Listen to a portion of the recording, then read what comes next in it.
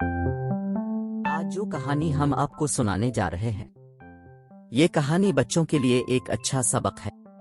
इस कहानी से बच्चे सीखेंगे कि हमें हमेशा अपने बुजुर्गों की बात सुननी चाहिए, हमें उनके अल्फाज पर यकीन करना चाहिए और जल्दबाजी में फैसला नहीं करना चाहिए।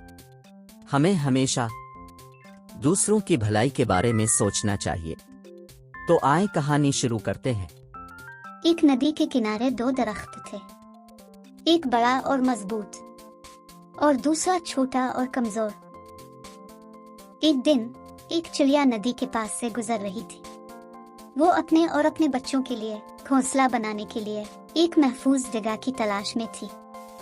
चिड़िया बड़े दरख्त के पास गई और इससे कहा, मुहतरम दरख्त, क्या मैं आपकी शाखों पर अपना घोंसला बना सकती हूँ? मैं और मेरे बच्चे बारिश से बचने के लिए एक महफूज जगह की तलाश में हैं। बड़े दरख्त ने कहा, नहीं, मैं तुम्हें अपनी शाखों पर घोंसला बनाने की इजाजत नहीं दूंगा। मैं बहुत पुराना और कमजोर हूँ। अगर तुम यहाँ घोंसला बनाओगी तो मैं गिर सकता हूँ और तुम और तुम्हारे बच्चे जख्मी हो सकते हो। चिड़िया मायूस हो गई। वो छोटे दरख्त के पास गई और उससे कहा, मुहतरम दरख्त, क्या मैं आपकी शाखों पर अपना घोंसला बना सकती हूँ?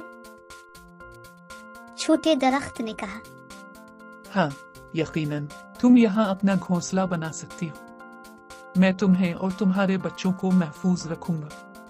चिड़िया बहुत खुश हुई। इसने छोटे दरख्त की शाखों पर अपना घोंसला बनाया। चंद दिनों बाद तेज बारिश होना शुरू हो गई। बड़ा दरख्त बारिश की वजह से गिर गया, लेकिन छोटा दरख्त मजबूती से खड़ा रहा। चिड़िया और उसके बच्चे महफूज रहे। अगले दिन चिड़िया बड़े दरख्त के पास गई। इसने कहा, मुहतरम दरख्त, मैं आपसे मुआफी मांगती हूँ। मैंने आपके अल्फाज पर यकीन नहीं किया। मैंने सोचा कि आप मुझे अपने घर से दूर रखना चाहते हैं, लेकिन अब मैं समझ गई हूँ कि आपने मेरी भलाई के लिए कहा था।